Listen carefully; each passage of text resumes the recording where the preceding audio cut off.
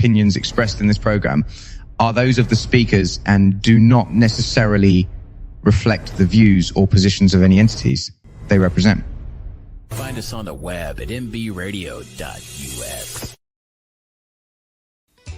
All right, good evening. Welcome to the Farron Dozier Show on KCAA Radio, 106.5 FM, 1050 AM. Also streaming from the KCAARadio.com website and MBRadio.us. We got to bless the show before we get started. Let's go. When I was in my mother's womb, I had a calling on my life to do something in the glory of God and marry it like a wife.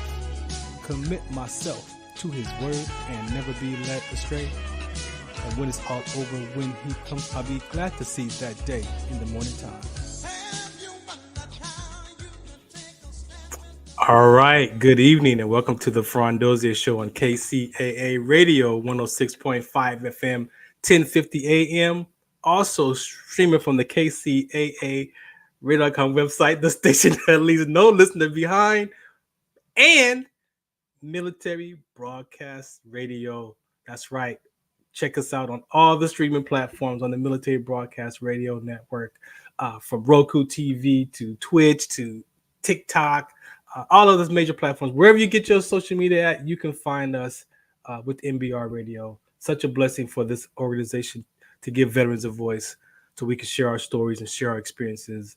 Again, I'm your host, Farron Dozier. I see my guy Alain down there just cracking up because he ain't been here in a while, but he here tonight to help us finalize this suicide conversation for September. What else? Let's see. So last week, actually, I'm supposed to be in Las Vegas, Nevada. Shouts out to Derek Bush, who had invited me to speak out at in the Las Vegas, Nevada, for a motorcycle ride, suicide prevention motorcycle ride this week. I was unable to attend. I was sick this whole week, and so I was not willing to put myself or other people at risk.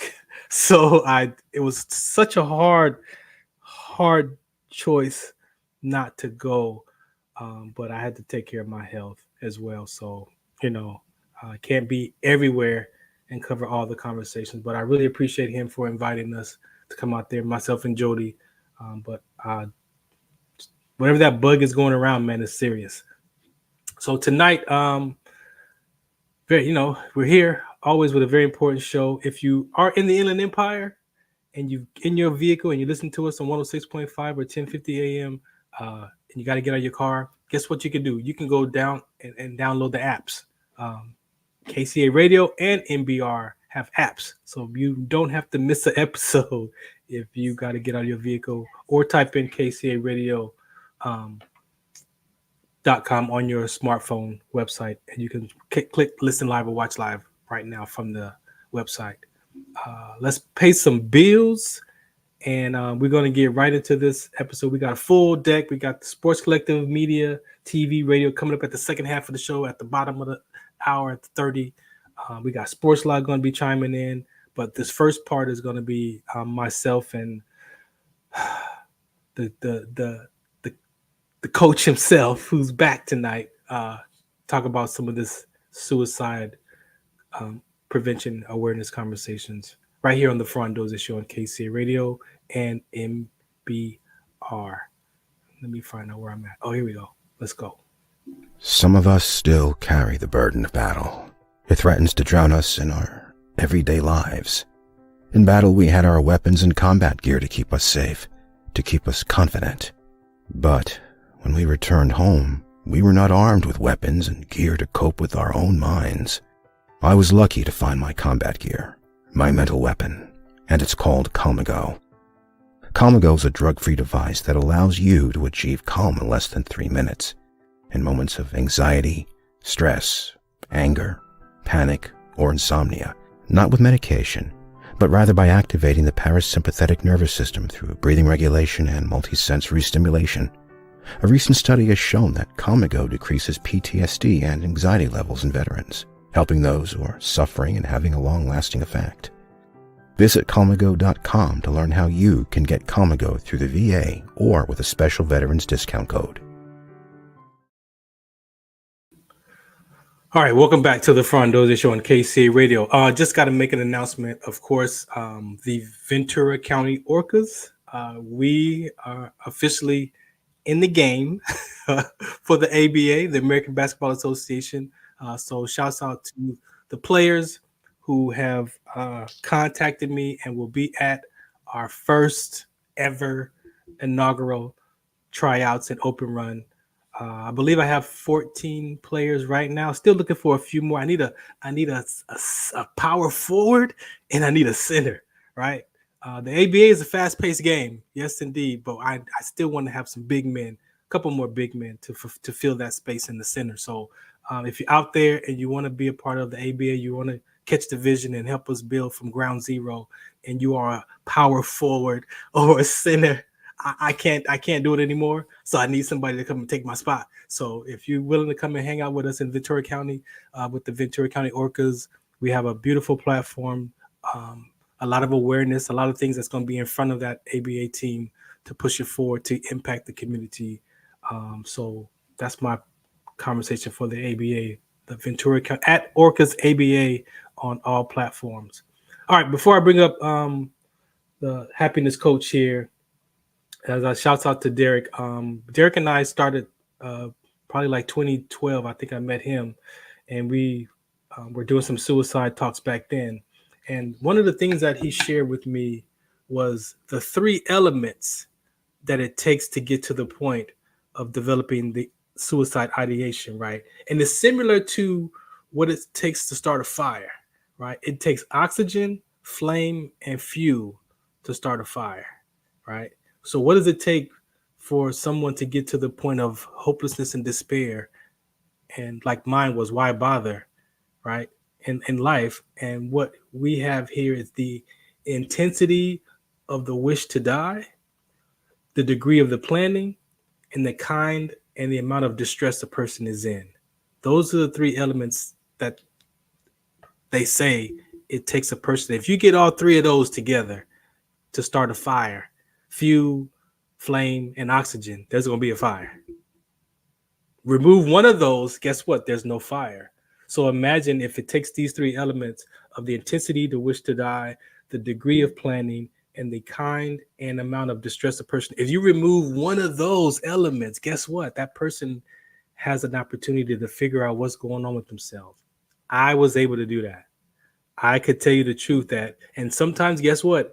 It was removing one of those 3. And sometimes it was a different one. Sometimes I had to pick a different one to remove to just be in front of you today, right? So very important conversation. I'm just going to bring up the man next to the man next to the man because he's the expert. I'm just a patient advocate over here. I don't like the word just. No, not just. I'm not downplaying your. I'm not downplaying the happiness coach. But to me, I'm not in your category. I'm not in your lane. Well, I appreciate that, but I think all of us have voices to be spoken, to be outspoken on any important topic. Sometimes, people think because you carry a certain title or a certain expertise or experience around something that somehow you don't really understand it as well. They need to hear from people, who have been through their experiences. So sometimes, I might have my thing to say on something and somebody has something else that's better than what I have to say. Yeah. So I don't see it that way, but it's great to be here. And I'm just glad you're here, man. I'm glad okay.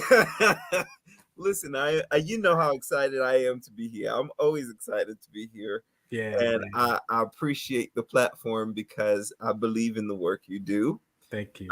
And I also think that, I can't forget all of the things that we've been through together in the sickle cell world, and some of those things continue to be your platform, and I support that as well. So we got his story, right? We got his story. Definitely, yeah.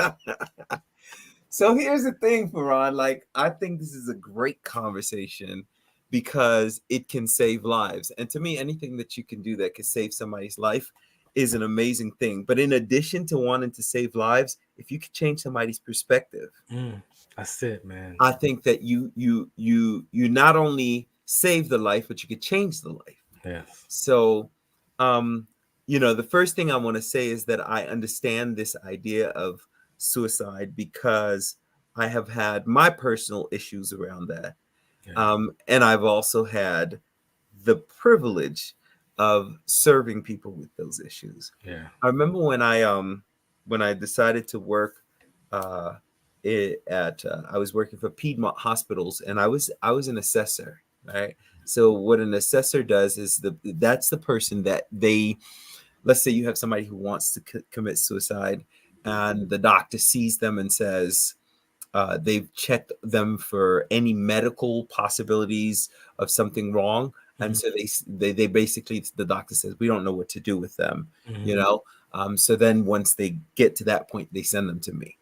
So what I would have to do is determine, is this person going to be what we call here in Georgia a 1013? 1013 basically means that you lose your ability to decide, your own treatment and that sort of thing, because the state has deemed you dangerous to yourself or to someone else. So, of course, if you're dangerous to yourself, that is somebody who is suicidal. The issue, first of all, I like the equation that you have there, intensity, plan, distress. We actually had a very similar kind of approach to that helped us know where a person is. Yeah. That intensity factor, it's closer to what we would call intent rather than intensity. So it's like, does a person want to do it? Right. The plan is absolutely a part of what we would look at. So it's like, is there a plan? Does this person have, the gun in their hand ready to shoot? Or is it just a thought? Because the truth is that more people actually have thoughts of suicide than what is reported. Oh, yeah. I believe it. The other truth is that it's just like sickle cell in that it is very stigmatized.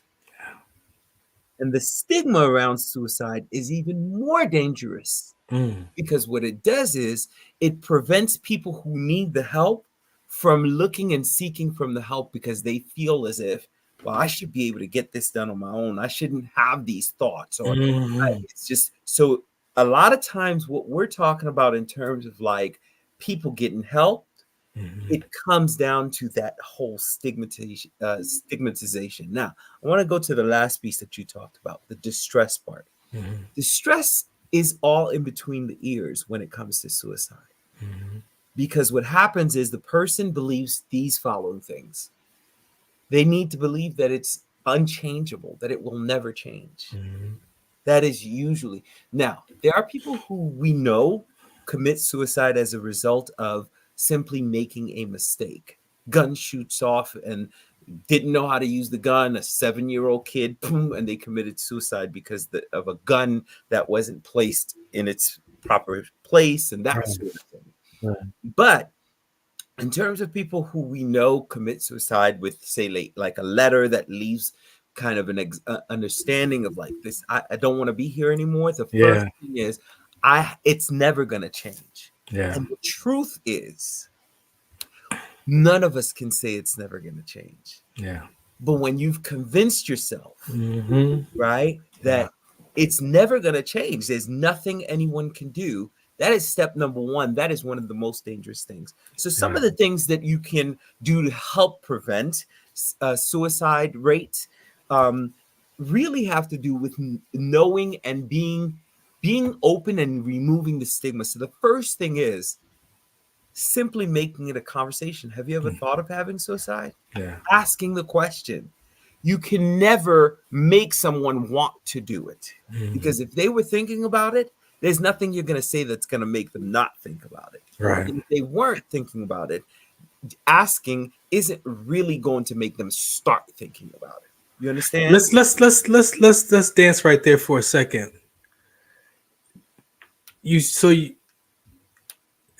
Could that be safe to say for an adult person versus a child level conversation? Because no, a child,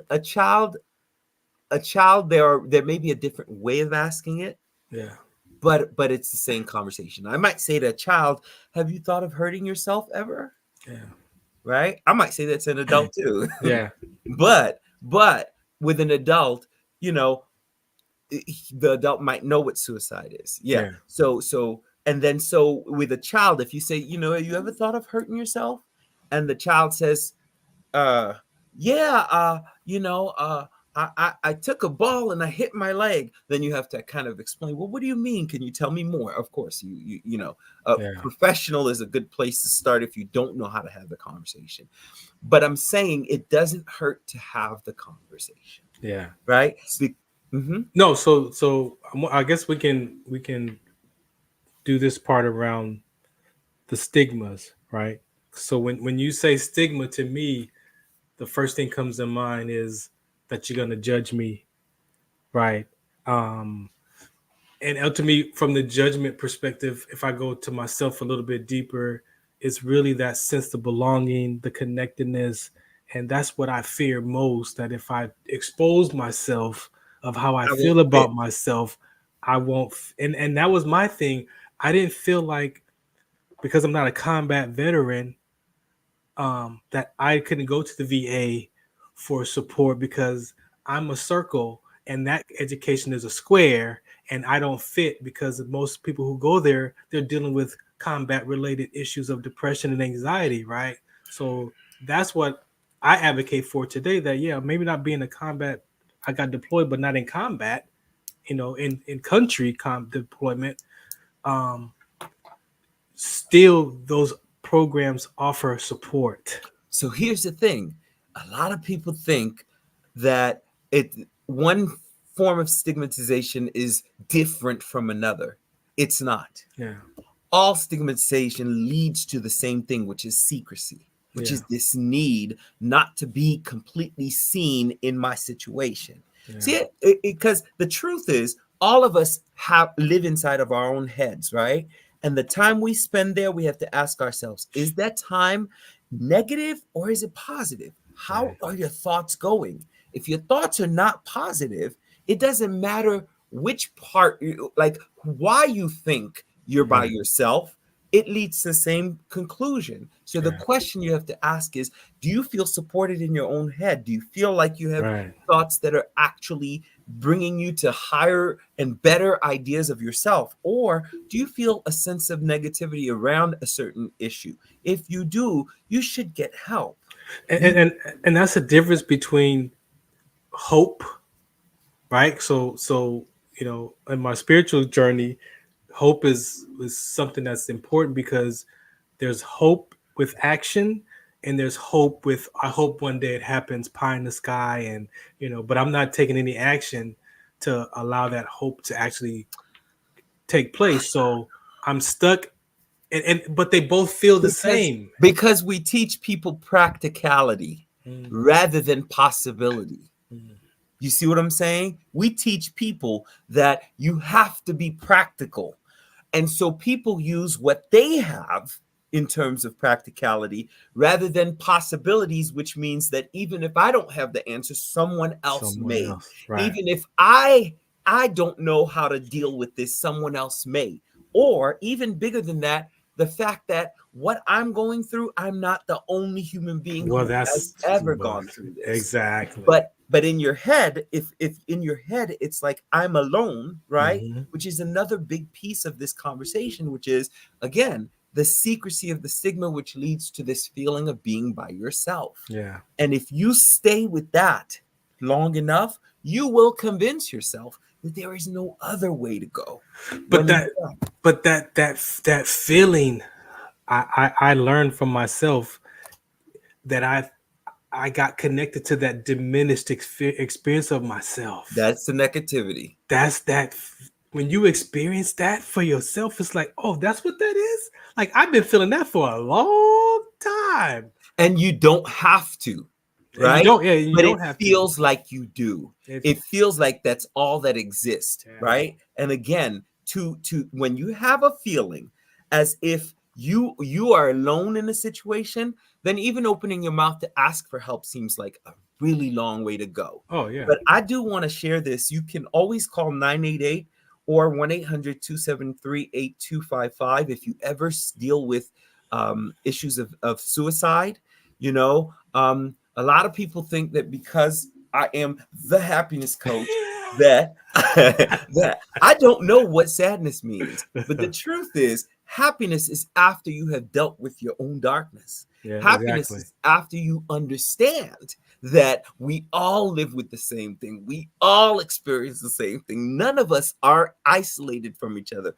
See, a part of the story is I am separate from you, when in fact we're not that We're separate. not at all. You I understand? think we all have the same thoughts, the same feelings and emotions. We just respond to them differently in our own. And ultimately inside you see those different feelings that we have, they all come down to the same experiences underneath. You see, our outward experience might be different. Yeah.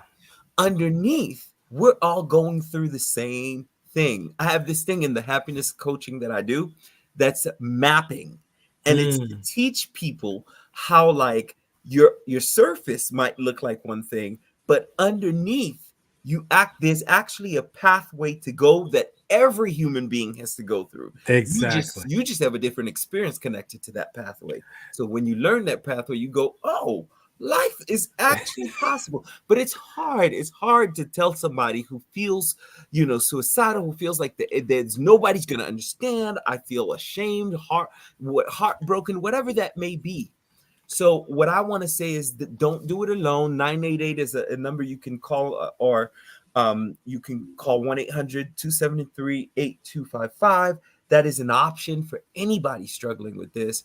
Yeah. And then, ultimately, if you know somebody, for instance, a lot of people who are getting ready to commit suicide, they get to a certain stage. There's a stage where the person might start selling everything. Exactly. They might start, or they might start feeling like, they all of a sudden they used to be super happy. You notice now they're super sad, or the other way around. They used to be super happy all the time, and now they're sad, or now all of a sudden they're happy. But that's what happened to me. That's what happened to me. Is I was such a man. It's so weird to have a sports show, and you're not interested in sports anymore. But that was what I lost, like being such a huge fan of sports, and then to lose that in that depression and anxiety experience, and then wanting to stay connected, right? And I find myself with Sports Log and Coach Will and Robert Lamar, like those guys have no idea how much they keep me connected to this conversation, because I can't sit here and watch a game. I can't sit here and watch a high school game, even though I love what's taking place. The interest of it. What is that? That's grief. That's grief. Is that grief? That's grief. But the reason why it doesn't look like grief is because we think of grief in terms of losing a human being. See, losing, the body does not know that it's a human being versus it's a thing versus it's an idea. All the body knows is that it lost, and it has chemistry for loss. You understand? The blood has chemistry for that loss. And when you experience that, there are natural progressions of experiences that people will find themselves in, not realizing, why am I feeling like this? So no wonder, because of my own basketball athletic ability and not being able to have that anymore, it's connected to all of that. No wonder, bro. It's loss. And loss creates grief. And if you understand the stages of grief, you'll know this. Like, you're probably going to feel like you probably went through all the stages of grief if you look for it, like anger and denial. Oh, yeah. You went through those stages because you went through grief. I'm in a stage right now trying to own a basketball team to stay connected to this loss. And then there's anger. There's all these things that we really don't want to talk about. Remember, I said there's a framework underneath for happiness. Yeah. There's a framework underneath for grief. And when you know what that is, you start to realize, oh, I'm going through these experiences. It's connected to what I think I lost. You know what, man? You just helped me, because I'm still chasing this hoop dream as a basketball owner, just so I can stay connected so I don't feel that loss. But at least I can be connected to it as an owner of an ABA team. And here's the thing: not all grief experiences are the same, right? Yeah. But the thing that I when I deal with people who are dealing with grief, whether it be a human being or something else, the thing that I teach people, and you will understand this because you understand this from the forum, like the thing that I teach people is to create the meaning you need around that. Yes. So that you can actually build into something that means what you desire or the possibility you see with that thing you lost. Yeah. Because the truth is, human beings lose. And when we lose, we feel. That's a reality. You lose, you will feel, right? Yeah. What you do with that feeling is what you know that up to do. Yes. What you make that fit. What you make that feeling mean is everything else. Is everything. Because it will get you to the place where you could say, oh, I'm feeling this, you know? And I'm going to say this because I got a happiness, it's a couples class coming up, communications couple class coming up. Yeah. People can go to AlainEmmanuelCoaching.com. The reason why I'm sharing this is because I'm doing a happiness class January 15th. Now, October 15th, I'm doing a couples class. So if you're not a couple, that won't be for you. But if you are, hey, reach out and we can help you with communication. We're doing a series of classes. But I'm sharing the other part because I'm doing a happiness mapping class, which is for people who are exactly what we're talking about, which is how do you navigate through your own thoughts and know what you're dealing with? Right. It is worth it. So I'm excited about it. It's January 15th because I know that people January 1st, they always think about how am I going to live my life? And I'm like, I'm giving people an actual way to get the highest version of themselves through happiness so they can do it. So the reason why I bring that up is because I'm listening to you talking about this and I'm like, this is mapping. Yeah. This has to do with you being able to recognize what you're doing and knowing if I'm going through these emotions, what does it mean to me? Yeah. And why am I experiencing this? When you get that clear, you'll start realizing, oh, okay, I had an experience. I made it mean this at the time, but the truth is I might still just love basketball.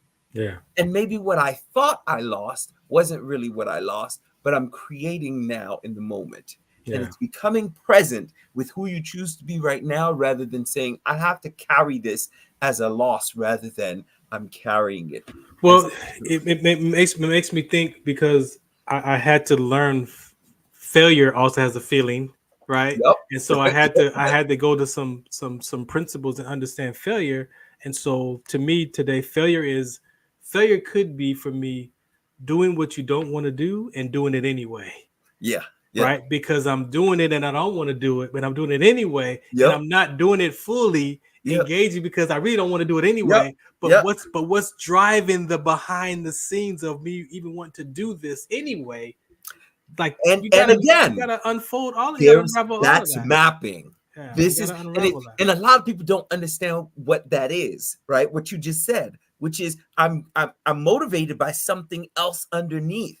But I don't realize that. So I'm doing these things. And most people mapping, I don't want to give it all away because it would don't do that. Yeah. But mapping, right, gets you to clarity. This is what, and I do it with people individually, but this is a class I'm teaching. But when you do individual mapping, what you get, let me tell you what happens. You walk away and you go, oh, that's what happened. And people think, well, you know, you telling me you gonna charge for making somebody clear. Let me tell you what happens. Your actions happen as a result of clarity, for sure, or as a result of confusion. And they look different because of what's motivated from underneath. Exactly. If you get clear underneath, the things you say, oh man, you know, New Year's resolution, I want to do this, that, or that. The things you say you want to do get done because of mapping. Because of the clarity. Yeah, because of the clarity. Man, I appreciate you. This goes by quick. It does. It goes by fast. So 15 minutes, I don't know, bro. Yeah, I know. We gotta make it work though. We gotta make it work. Yeah, I got you. But listen, I just want to let people, like I said, 988, reach out if you are in this position where you feel like, it's hopeless. If you feel like things, if you have a plan, or if you have an intent on hurting yourself, stop.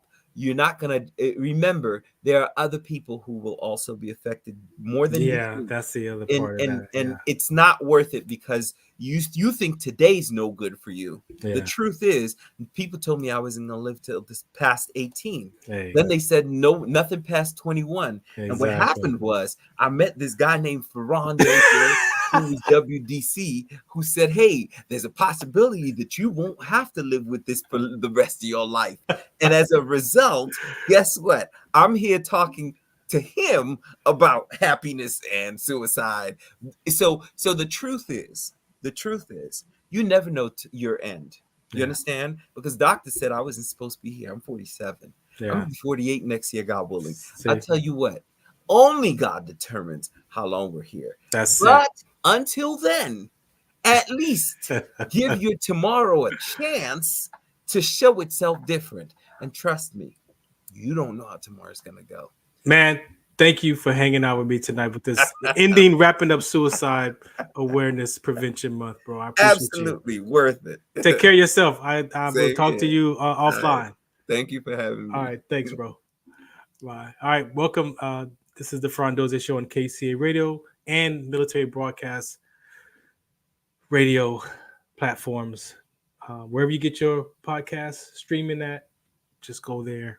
Especially after the show, if you want to download it, watch it later. The Farron Dozier Show. Up next, Sports Collective Media, TV, Radio. We about to get it in from professional to high school and some hot topics. The Farron Dozier Show.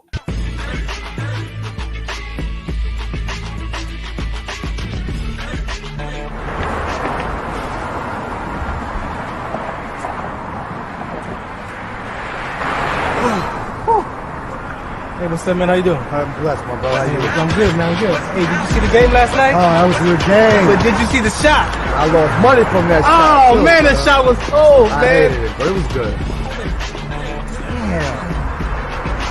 What's in those jeans?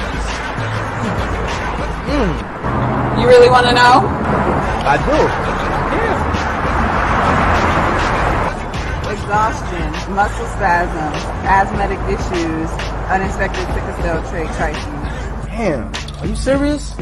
When I was young, I found out I had sickle cell trait. My mom's told me, but I ain't have no knowledge of it. But when I got older, I had a child, and the doctor told me my daughter has sickle cell trait. Do you know the fact that both parents have sickle cell trait? There's a 50% chance the child may have the trait, and 25% chance the child may have the disease. Hey, that's what's the count. Do you know that 2.5 million people in the United States have sickle cell trait, 300 million people globally? I didn't find out I had sickle cell trait until I was in the Army 10 years. Next thing you know, I had a sickle cell trait exertion site. Sickle cell? I thought that was a black gene or something. Nah, man, the Latin community is number 2. 1 out of 36,000 babies are being born with sickle cell disease. You could be Caucasian, Mediterranean, European. You gotta know your bloodline, man. There is an inherited gene in our community that has been forgotten. The name is sickle cell trait. WDCONSCT, also known as What's the Count, is out to bring awareness, education, and prevention to people all over the globe. Want more information? Call us now at 323-215-5384 or visit www.wdconsct.org.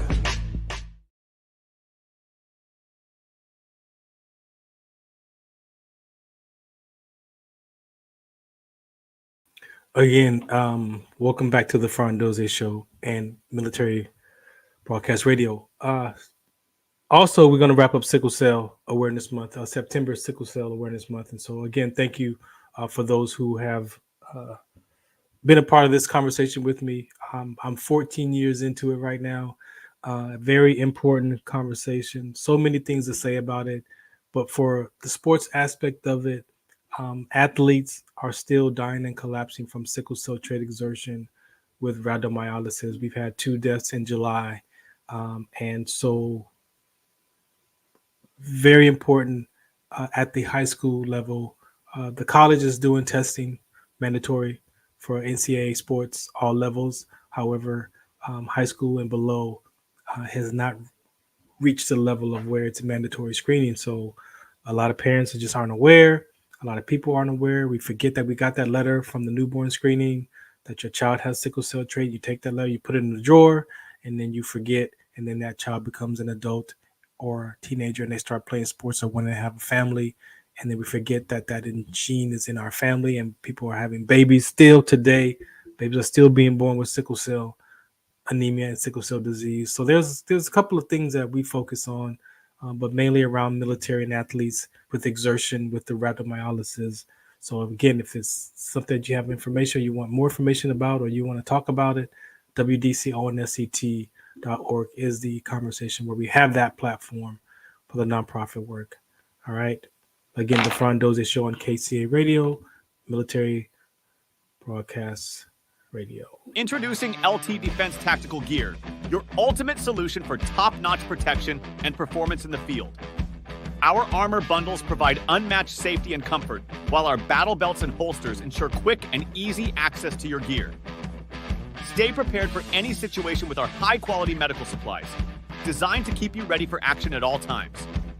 Looking to enhance your skills? Our firearms training programs will take your proficiency to the next level. Trust LT Defense for all your tactical gear needs and gear up for success on the battlefield. All right, welcome back to the Farron Dozier Show on KCAARadio. Let's hold on. We're gonna do all this too. We're gonna change the background too because it's time for the Sports Collective platform. So let me bring up Robert Lamar. I see you down there in the room chilling. Let me know if you ready to come up. Yeah, there you are. What's happening, bro? What's happening? What's up? I'm just laying low right now. Sing it for me full time. Creep, creep, creep, creep. You still sick, bro? What's going on, man? Yeah, I'm about 80-90% better, man. Yeah, I'm still dealing with that. It wasn't COVID, but it was something that was just kind of close to it. But I'm all right though. I'm good. Well, that's good, man. We need to get back in that studio. No doubt. Definitely need to do that. You 3 weeks at this point. Oh, you counting?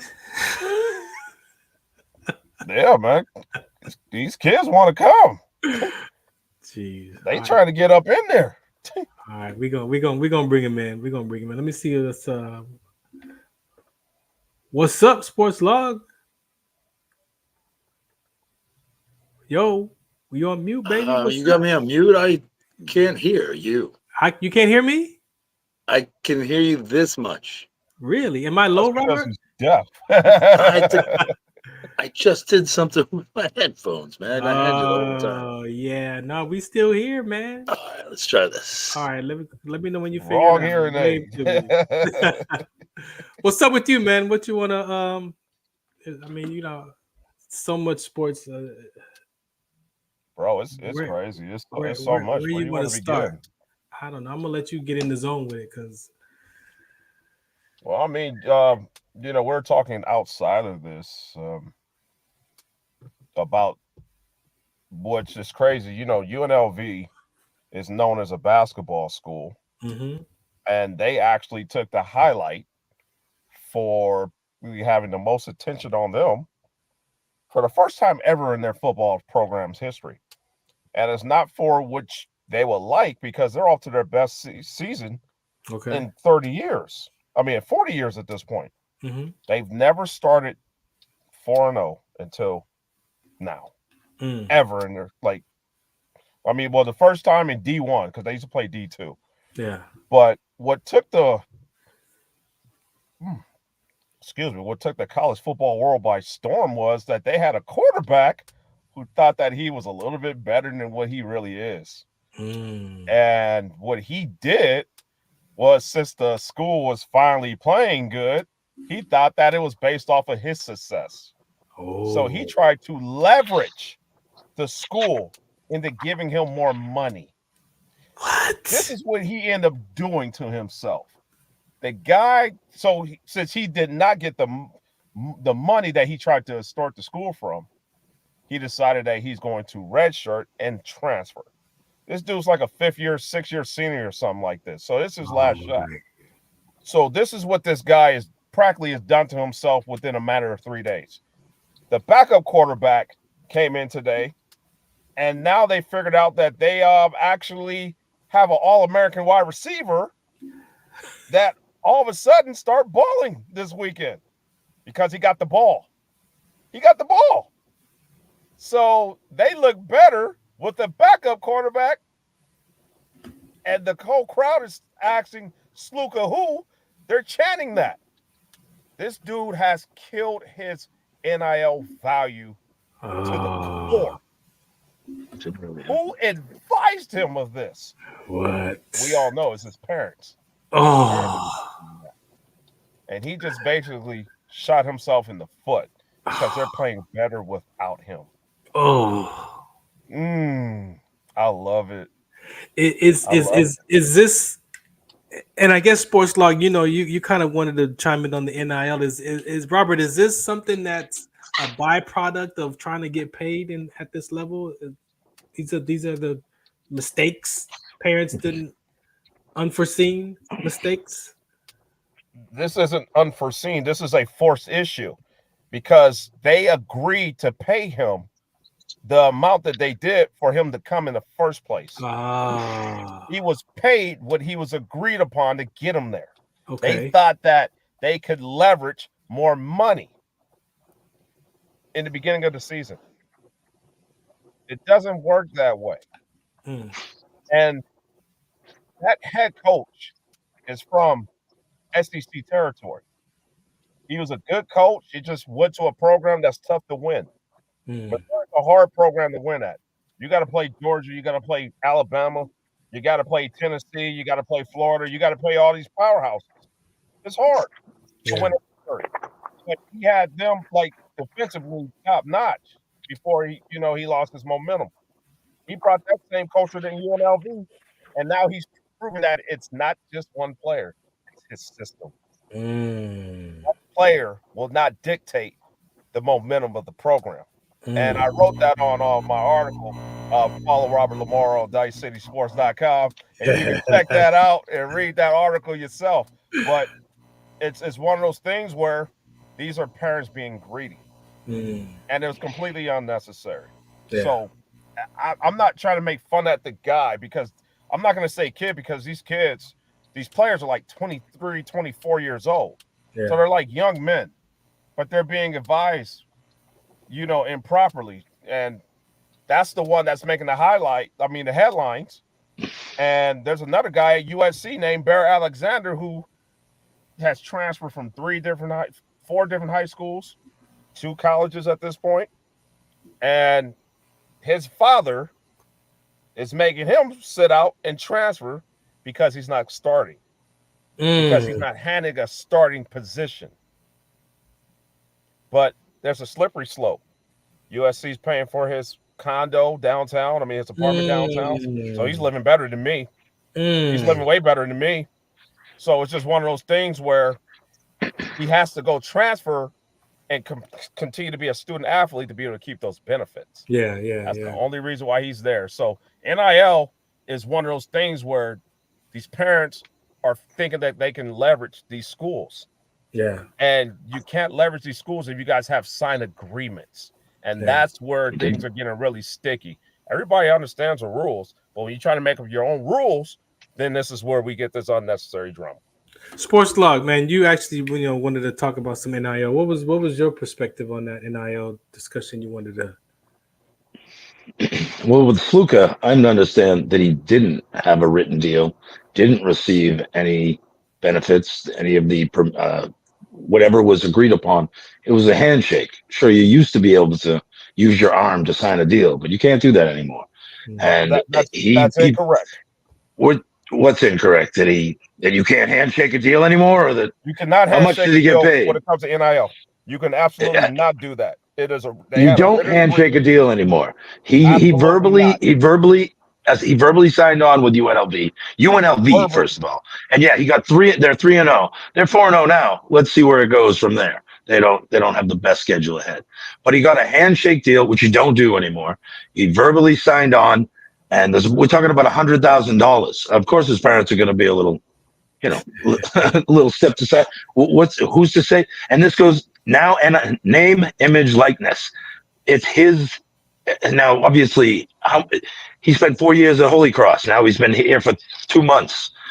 They jump out to a 3-0 start. Yeah, it's not about one person, but I don't think his parents were trying to get leverage, and he didn't have a big NFL career coming anyway. So he just wanted to get paid this last year. And whatever he signed on as. It was a failed attempt. It was a failed attempt because the athletic department has already chimed in on this. Because just like they said, all agreements with NIL bylaws have to be signed upon.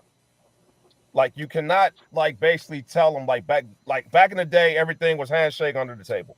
You can't do that anymore. You have to be transparent and it has to be signed. UNLV has already confirmed that basically any contracts. Yeah, any contracts would have to be a signed contract, but they go in with verbal implications, thinking they're going to get one something or another, and it's diabolical of the AD or the scout to say, "Sure, you'll get this," and then promise him stuff, and then when it comes down to it and they sign, he's, "I didn't get it." I mean, he's talking about $100,000. I don't know if he has any. I don't know where he's going to go after he red shirts, but like you said, it's his 5th year. But from what I'm to understand is the Rebels running back is also following suit. But he was their 3rd string. So, I mean, if you're not getting this, the Sluka was getting playing time. The running back isn't. So, but I think it's he has to. Different with the running back and Sluka. The issue is this is what's mind-boggling and going over everybody's heads. Do you guys really honestly believe that UNLV promised anybody outside of the basketball program $100,000? If you guys believe that, I got some swap line to sell you up in Florida. UNLV does not. It is not that program. $100,000 is chump change for a Power 5 school, but $100,000 for a school that has won more than 8 games one time in their history, we got to be real here. It's like, do you guys? It's like who is completely out of touch in regards to what's really going on. If anybody believes that Sluka had a $100,000 agreement with UNLV, you are clearly outdated and misinformed. Straight up. We don't know what the deal was. No one knows what his deal was. Yeah. Well, what we do know, it could have been $100,000 with incentive. It could have been maybe he stays another year since he would just stepped up to a Division 1A. I mean, whatever it was, the parents got greedy. Is what I guess. He tried to leverage more money.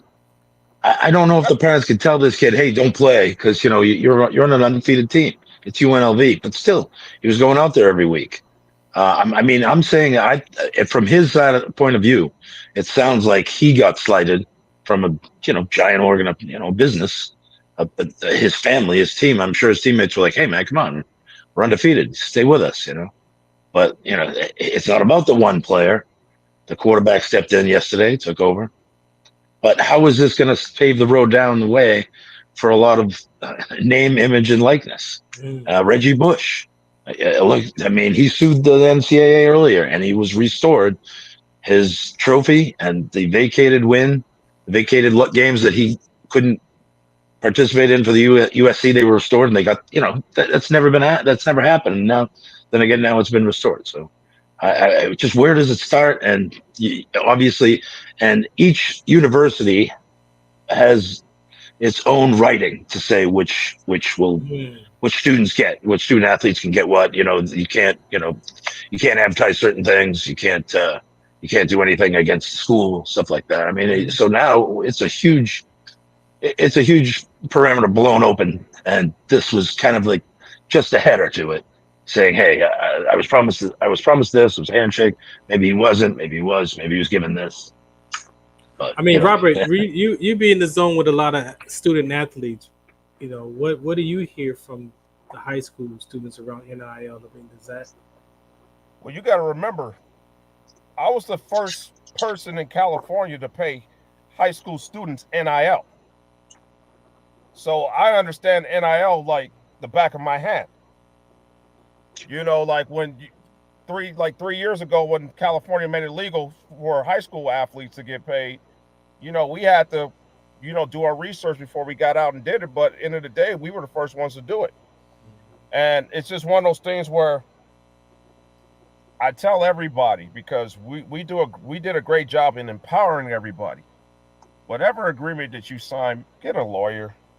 Get a lawyer and read the damn contract.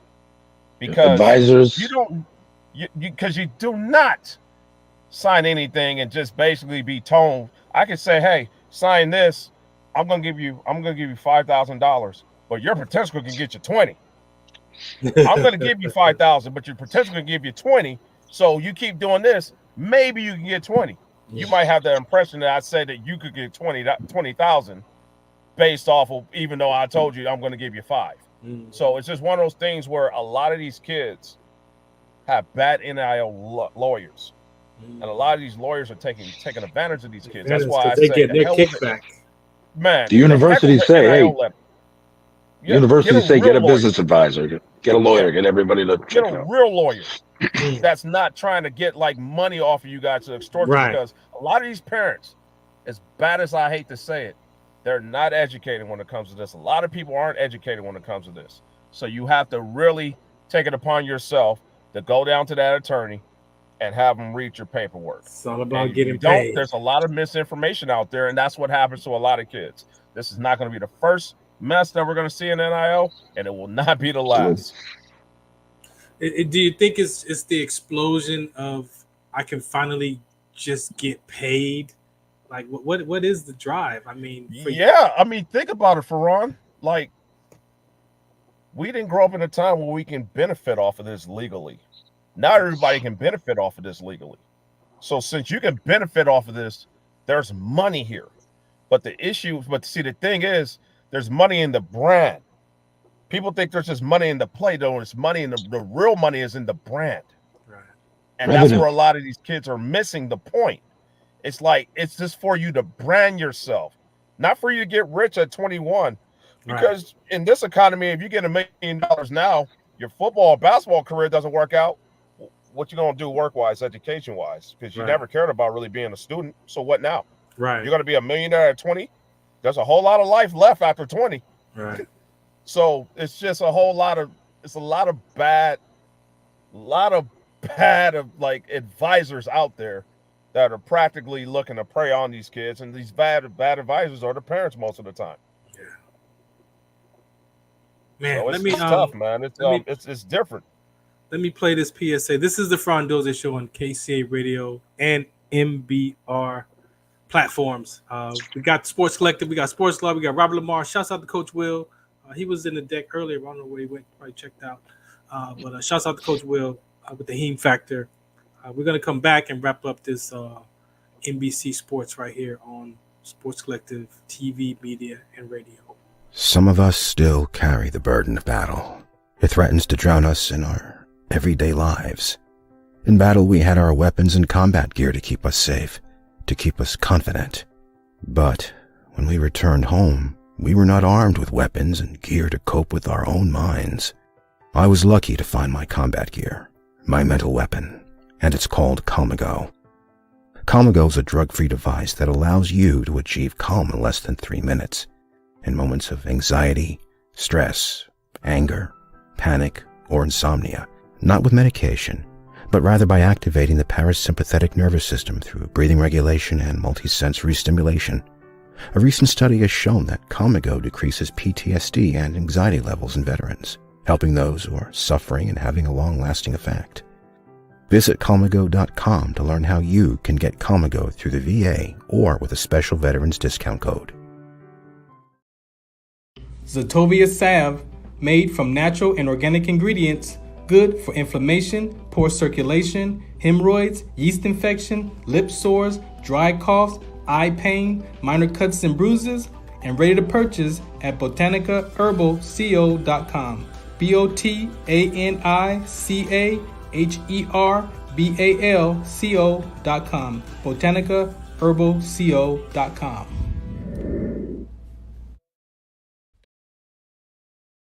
Do you remember studying sickle cell in biology class? What's the Count on Sickle Cell Trait Prevention is here to bring you awareness, education, and prevention conversations around the risk factors of this inherited gene. Visit WDCONSCT.org. This is Farron from the Farron Dozier Show, 8 p.m. Pacific Time on KCAA Radio, 106.5 FM, 1050 AM. Also streaming from the KCAARadio.com website, the station that leaves no listener behind, and MBRadio. That's right, MBRadio on all their streaming platforms, including MBRadio on Roku TV, Sunday nights live, 8 p.m. Pacific Time on KCAA Radio and MBRadio.us. The Farron Dozier Show. For more information, search farrond.com. Again, thanks for tuning in to the Farron Dozier Show on KCAA Radio, 106.5 FM and 1050 AM, and Military Broadcast Radio. All right, we got a few more minutes left here. Robert Lamar, man, anything else you want to say before we get out of here, bro? Cover. Just trying to figure out next week where I'm going to be at. Most likely, I think I'm going to do Inglewood and Lusinger. That's going to be a humongous matchup out here. And it's a few other things on deck. We'll see. We'll kind of iron that out this week. But I expect a full deck next weekend, man. Let's get it, bro. Yeah, let's get it, man. I appreciate you. Sports Log, man. You there? Can you hear us? It's unbelievable. It's unbelievable. You can't hear us? I lost it again. I don't know what's happening with Sports Log and his communication, man. We're going to figure it out, Sports Log. One more time. You there, Sports Log? Can you hear us? Right there, man. Right there. You off of mute. Yep, you right there. He's right there. Nothing. All right, Robert Lamar, man. I appreciate you, man. Thanks for hanging out. Shouts out to Coach Will. We'll definitely figure out these technical difficulties. I mean, you know, you being a student athlete before you having children, man. As we wrap up Suicide Prevention Awareness Month, anything in your heart that you feel about that conversation? Does that bother you? Does it faze you at all? Is it something you have to think about as you see these athletes chasing this dream, these fourth downs and in the zone? And you talk about in regards to them chasing all that. Just overall. Just overall. Just the overall. It's tough, man. It's so tough because it's just one of those things where you never know someone's situation. You never know what they got going on, what they're going through. It's just one of those things where, you know, you're such an advocate and just based like emotional intelligence, and a lot of these kids don't really have it, and that's something that needs to change. You know, because end of the day, you know, I'm gonna say a quick story real quick. My daughter was bringing lunch. You know, we packed her lunch to school, and there was a kid who kept stealing her food. And then they found out that kid was actually homeless. And I'd say, you got to stop. I got to stop teasing that kid, because you come home here every day. That kid is hungry, trying to figure out how they're going to eat. You can't think, you know, that I just kind of just like, it just kind of just. So did it make you, did it as a father, did you felt different knowing that they were stealing the food because of the homelessness, or did you? Absolutely. Yeah. Absolutely. Because I worked so hard for my kids not to be in that position. Not everybody can pull that off. Yeah. I mean, you got people that live in hotels, live in cars, man, it's so much. Yeah. We're in a fragile economy to the point where we don't even know what is what. For me, I'm trying to figure out, you know, what is what. Yeah. And I always felt like I'm like one situation. I always told them we're one situation away from being like them. Yeah. So it's like you got to really have the awareness. And when it comes to these athletes are coming from like single parent homes, sometimes abusive homes, sometimes like neglected homes. Got two parents, but they're working so much. Right. Exactly. There's so much going on with these homes that these kids need an outlet. Yeah. And the more that they can be provided services to be able to openly speak about what they're going through, about how they feel emotionally, everything. Yeah. It can save somebody's life. It can't save everybody, but it can save someone's. Yeah. And you got to put these programs out there like what you do to be able to reach as many kids as possible, because if not, then basically everything you are working for is going all for nothing. Yeah. And then you look at how many actually make it to those next levels. Like, we hear that, but the reality of that versus hearing it is two totally different contexts. It's different, man. I mean, we grew up in a time where being a student athlete really meant a lot. Yeah. Now it's to the point where it's like, if they don't make it, then they're gonna be lost, man. Yeah. And that's the thing I hate, is how lost. And these kids are smarter than ever, but for them to be so smart and so lost really makes no sense to me. Yeah. Because it's like, how did we get here? Then when we start filling that out, here we go. I appreciate you, man. Thank you so much. Appreciate that. Sports Log, you back, man? Can you hear us? Yep. All right, man. What do you want to say, man, before we get out of here? Looks like the Chiefs are gonna have an opening slot tomorrow, wide receiver. If you know anybody, looks that good. Tough game. This foosball they play. Yeah. Yeah. Looks like Rashee Rice is out. Wow. Hey, Derrick Rose calls it a career after 16 NBA seasons. Let's see if Diana Taurasi does it after 20.